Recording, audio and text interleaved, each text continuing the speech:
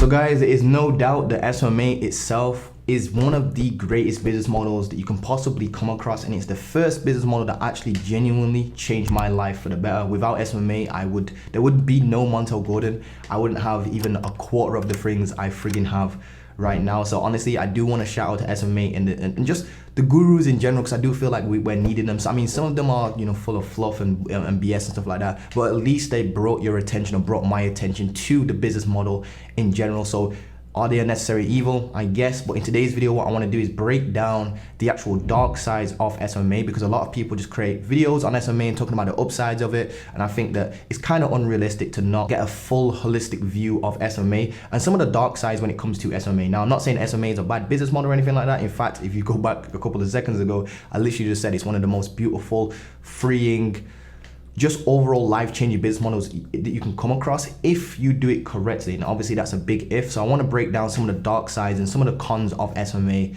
to be honest with you. First and foremost, guys, if you see me looking over here, it's just because I got a couple of little things that I want to make sure that I hit straight away. So first and foremost, I want to jump into service delivery. Service delivery is actually genuinely harder than you actually think, guys, especially if you're in the e-commerce space doing Facebook ads for e-commerce brands. E-commerce brand owners are very tech savvy. So for you to just try and outsource the ads straight away and not understand advertising itself is a big red flag, to be honest with you guys. Now, it's not a big red flag, but at least learn your service to the point where you can sell it and you can have a conversation and you understand what's going on. So learn top of funnel, middle of funnel, bottom of funnel, learn all the terminology when it comes to advertising. Now, advertising itself, funnily enough, I know this is gonna sound kind of contradictory, but I don't think advertising itself is actually too difficult. The thing about advertising is that there's just so many moving parts. You just need to be able to be very scientific and logical with how you're testing certain things, like headlines in copy or the actual image itself, because Facebook is quite smart these days, honestly. Like, the actual targeting itself is not actually too much of an issue, especially if you've got good copywriting skills and you've actually got, you know, very good creators and stuff like that. But make sure you've got those 2 points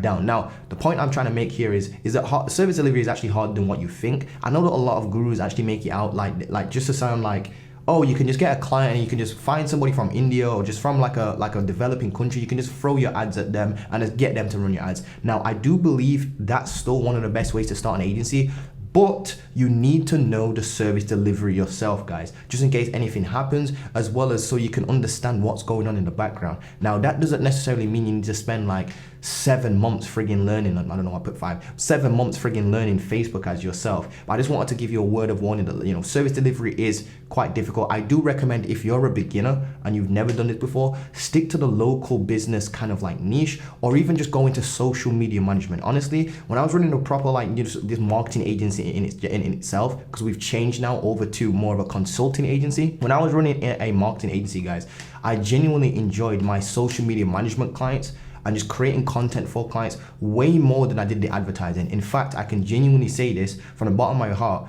One of the reasons why I switched my marketing agency from that to more of a consulting agency is because whenever I had a problem, just in general with any of my businesses, because I've done for you marketing agency, I've done a done with you kind of like coaching business, and I've also got my agency transmutation. So I've made money from all 3 types of business model. That's done with you, done for you, and do it yourself. I've made money from all of those. And every single time I've had a problem within my business, I've always looked where the problem stems from, and it was always coming back from Facebook ads for e-commerce brands. Like, honestly, Facebook ads for e-commerce brands, I'd probably stay away from it unless you're absolutely genuinely just tech savvy, you know ads through like the back of your hand, and you know what you're doing, guys. So service delivery is genuinely harder than what you think, but that's not to deter you, guys. You can still go about doing this, especially in the local business niche. The local business niche probably is where I would start off again if I was to run Facebook ads. If I was to run Facebook ads, if I was going to go back all again, I'd probably just do UGC for like e-commerce brands, but on TikTok. UGC is not, you know, running ads or anything like that. It's literally just sourcing, you know, micro influencers and that sort of stuff to actually help TikTok brand owners get that user generated content so that they can actually leverage that in their ads or leverage that as content and help them go viral and make their products go viral. I'd probably, in fact, 99.9% of the time, I'd probably do that, or I would start an appointment setting agency for other agencies. That's what I would do if I was to go back. So Just be careful on the service delivery and be careful who you're listening to, because like, yes, you can start an agency like right now, today, within a couple of like, maybe like a couple hours and stuff like that. You can get pretty much all the software and the systems down, but you need to find a if you're gonna do the outsourcing stuff, please try at least learn like the first page of like YouTube. Just go to YouTube right now and just type in like Facebook ads for like e-commerce brands, and honestly just sit there and learn for like 3 days straight, all the terminology, all the latest tips, tricks, strategies, and honestly you will actually genuinely start to get good at the understanding of Facebook ads. In theory, obviously you haven't got any practice yet, and then that's when I would probably go and find like a solid media buyer that actually knows these strategies as well, and I'd probably ask him questions to the point where I have these new tricks for 2023 when it comes to like, you know, media buying and Facebook ads. Does he know them though, or does she know them? So that's what I would do to identify who's a good media buyer as well. Just make sure that your service delivery is down packed. Obviously that's the main thing that you're freaking selling, guys, and make sure your service delivery is good enough to retain your clients as well. Because a lot of people, when they start an agency, they just start the agency, try to outsource it, and then they end up losing clients in the first friggin' like month, to be honest with you guys. So just be careful with that. Now, the second dark side to SMA is that you need to do more outreach than you actually think. I know, and this stems from all these gurus making it sound like it's so easy to get clients. The reason why they do that is obviously to sell courses, get views, that sort of stuff. And actually, the funny thing is, if I was to make a YouTube video and I said like how to get your first client in like 90 days, nobody would really click on that. But if I say like how to get, and I've tested this by the way, how to get your first client in like 3 days, which by the way has genuinely happened, it's a real case study from one of my students, you get loads of clicks and loads of attention and stuff like that. And as you know, attention is income. So I know what these gurus games are playing, but I feel like because you keep perpetually hearing that over and over and over again, it somehow kind of like affects your subconscious to think that like you are going to come into the SMA space and get your first client in 3 days. And when you don't, you feel disheartened. Or if you don't get your first client in the first month, you feel disheartened. Believe me, I've been there. I've been in that situation where it's like, I'm looking around like YouTube and stuff like that, and I'm seeing all these beginners start up. This was back in the day, by the way. And I'm seeing all these beginners start up and they're making videos on like how they got their first client in like 7 days. And I've been there where it's taken me literally 16 entire months of working day in, day out, and I still didn't land my actual first paying client for my agency. I've been there, guys. It almost feels like the universe is against you, or you're doing something wrong, or you're just not good enough, or the business model's not for you. And I think that's just because I had all these unrealistic expectations. I wasn't really being serious about my outreach and actually genuinely getting better, and I wasn't coming at it in a scientific approach is what I would say to that. So what I have is, I call it the 5X rule. When it comes to your outreach, I just want you to, whatever number you have in your head that you think you need to do in order to land meetings and close a client, just 5X that number. AKA, if you think it's gonna take you, I don't know, a 500 outreach to land one client, right? If that's your number that you've got in your head or whatever it is, just 5X it. The reason why I say this is because it's gonna, first of all, it's gonna reevaluate your kind of like brain mechanism, your expectation mechanism. I don't even know if that's a thing, but it's gonna refix your expectations. It's gonna handle your expectations and put it into a more realistic category. So definitely 5X your outreach. Now, talking about outreach as well, outreach is going to take you longer than what you actually think as well. So not only is it going to take you more outreach to do in general to land a client, especially if you're just doing cold outreach. If you're doing cold outreach, by the way, there's a much better method called the triangle method. I'll mention that later on in this video, but that is something that I'm teaching, especially the hybrid system. That is probably one of the best methods you can ever come across. I'm still yet to find anybody that can actually beat that, and I keep saying this on my YouTube channels publicly, and nobody's coming forward and saying they can actually beat that. But long story short, outreach takes longer than what you actually think, and I genuinely think these days now that because everybody's trying to start an agency and it's becoming a little bit saturated, I won't say it's becoming oversaturated, I'm just saying it's becoming saturated, and that's technically a good thing because SMA is a good business model. The reason why things become saturated, guys, is because it actually works. I want you to keep that in mind. The only things in life that become saturated, like iPhones, you see them all over the place. iPhones are saturated. They literally have like majority of the market share. The reason for that is because iPhones are genuinely good, guys. The reason why SMA is becoming saturated and stuff like that, not oversaturated, but it's becoming saturated, is because it's genuinely a good business model. It actually freaking works. I've tried everything else, to be honest with you. Like, I looked into drop shipping, tried all that crazy shit, tried starting a clothing line. None of that really worked for me. It wasn't until like, SMA, and I took it seriously, and I didn't quit. That's a key word. And I didn't quit. That's when I actually started hitting like my first 10K months and stuff like that. So it's genuinely a business model that changed my entire life. The point I'm trying to make here though, guys, is that people are perpetually stuck doing outreach themselves, So I honestly reckon you should get virtual assistants. And one of the ways you can get virtual assistants is you either can get them on like a commission basis if you've got no money. Honestly, you can probably try doing that, but nobody really wants to work on commission basis these days. They want money up front and shit like that.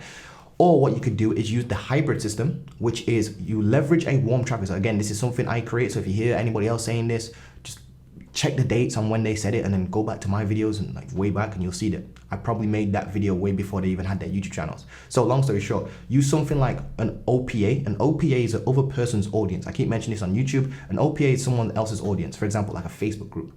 You can use that Facebook group. The reason why you want to use an OPA is because they're normally a traffic source that's identified themselves, aka let's pretend you're like, you know, your weight right now is unhealthy, you're overweight, you're like obese or whatever it is. Think about what you would do. You'd probably, and you want to actually, you know, bring your weight down. You probably would go out there and you'd find communities of other people that are your weight as well to be around. Or what you could actually, and that's you self-identifying because you have something in common with these other people. So you probably go to Facebook and you start joining like weight loss groups and stuff like that. Or even just watching certain gurus online about weight loss and getting in shape and fitness videos on YouTube, and then you would probably go and follow them on Instagram. But what you can do if you're smart is you can reverse engineer this and start offering services to those people's in those groups. Think about it. If you're starting an appointment agency where you set appointments for other agencies, well, what you would do to find other agencies would you'd go and follow like Iman Gaji, for example, or go into these free Facebook groups, and you would literally have access to all these agency owners that are struggling to set appointments for the agency, and then you'd pitch them your services. It's very simple stuff to guys, just reverse engineer. I know it sounds too simple to be true, but that's what you would do instead. So the point I'm trying to make here though, guys, just bringing it back to my point, I know I'm going all over the place with this one, but outreach takes longer than you think. I'd rather you start with OPAs, other people's audiences, because they're warm and they're self-identified themselves. So, you know, it's so much more easy to get clients that way. And then once you've actually got, you know, a couple clients under your belt from warmer traffic sources, that's when you can start mastering cold outreach. AKA, you can go to Upwork right now, start landing social media management clients and make a couple $100. I'd probably say get to like 2.5K with your agency. I've seen students do this in like 3 days, to be honest with you guys, and take that $2,600 that you're making per month or $2,500 that you're making per month and invest that into virtual assistants. Again, this is the main reason why I created Agency Transmutation and why the results have been so crazy. I've got over 400 and something results at this particular point, and it's just me just explaining the hybrid system over and over and over again. So honestly, this stuff genuinely works. Just look at some of the comment sections in some of my YouTube videos. You'll literally see people saying, yo, this stuff actually genuinely works.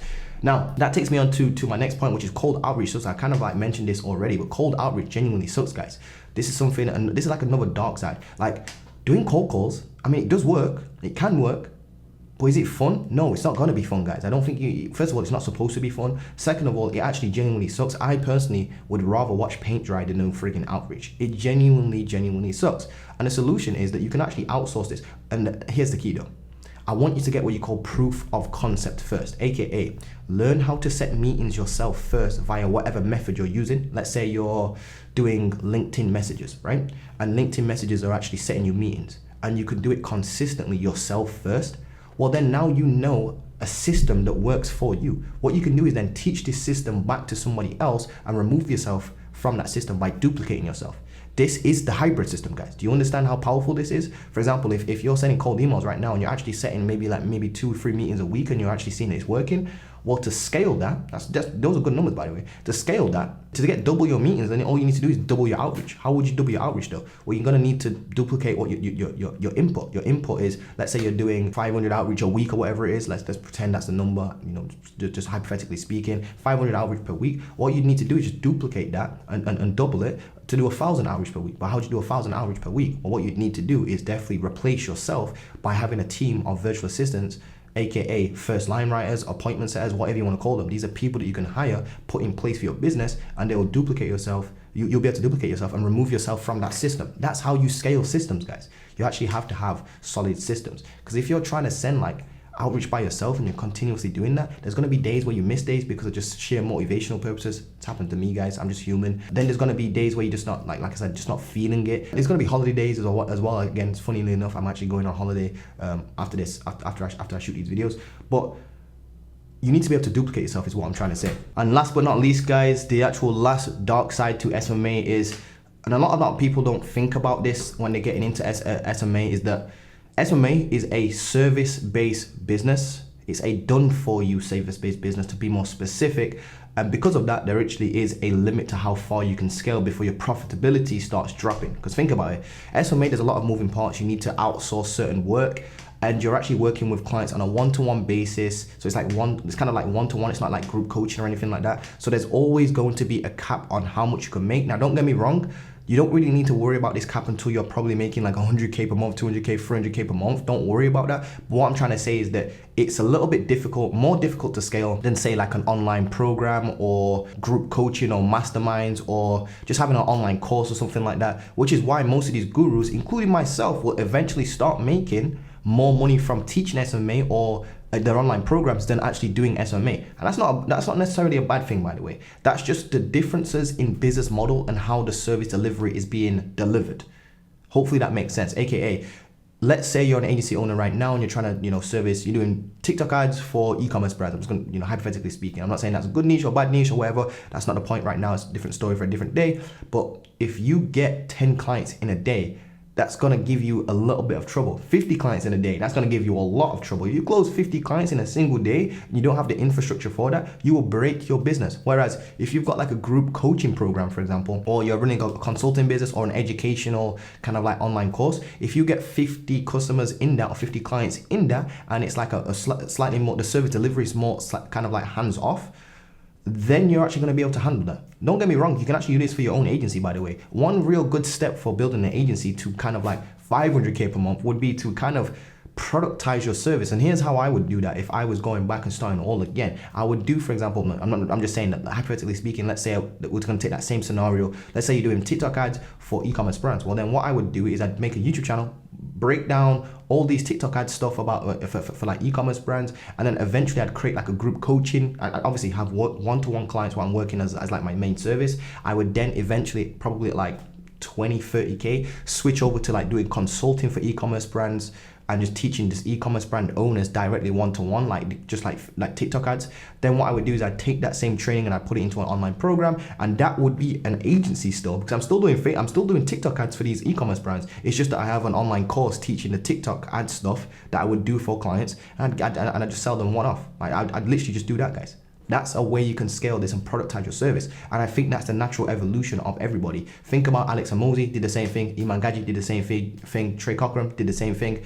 And what that is just understanding that there's a limit to done for you services. Doesn't even matter if it's SMMA. As long as you've got a service-based business and it's a done for you kind of like business, there's always going to be a limit to that. There's always going to be a cap to that. That's not necessarily a dark side to it, but I just wanted to bring that to your attention. There's always going to be like a limit to that. And again, that's not just SMMA itself. This is apparent in every service-based business. There was always going to be a limit to how far you can scale with a done for you service-based business. And SMMA happens to be in that category. However, you can transition into done with you, which is like coaching, consulting e-commerce brands on TikTok ads. You can get them in a group and actually just coach them the latest and greatest TikTok ad trends, tricks, strategies, methodologies, systems, processes. You can do that. Then eventually, once you start getting good at that, you can then put your training into an online program and sell that to e-commerce brand owners. So you're still technically an agency, but you've just done it in a very different way. It's like the Uber version of running an agency. It's like, Noble Taxi is a very lame, boring way of getting into a taxi, like a black cab or a yellow cab. Uber comes along and does the same thing, the same service delivery, but it's done in a much smoother way.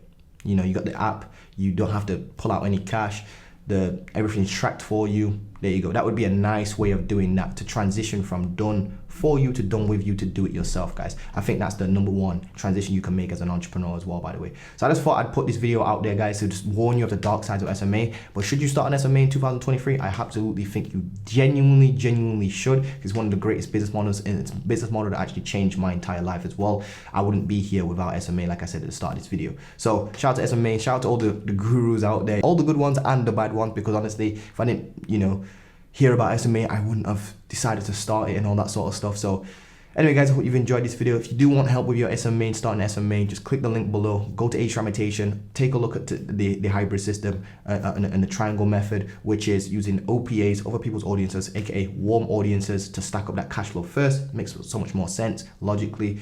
Grab that cash flow, hire virtual assistants, scale out that way. Trust me, you're gonna thank me a year down the line. A lot of people have, to be honest with you. We've created so many six-figure business owners now, agency owners now. It's getting ridiculous. I'm actually catching up to some of these gurus that have been on the internet doing this for like almost double the time my program's been around, for triple the time, in fact, should I say. So yeah, we're catching up very, very quickly. That alone says something to me if that doesn't say anything to you. But anyway, guys, hope you enjoyed this video. Don't forget to drop a like, comment, subscribe, and I'll see you guys in the next one. Peace.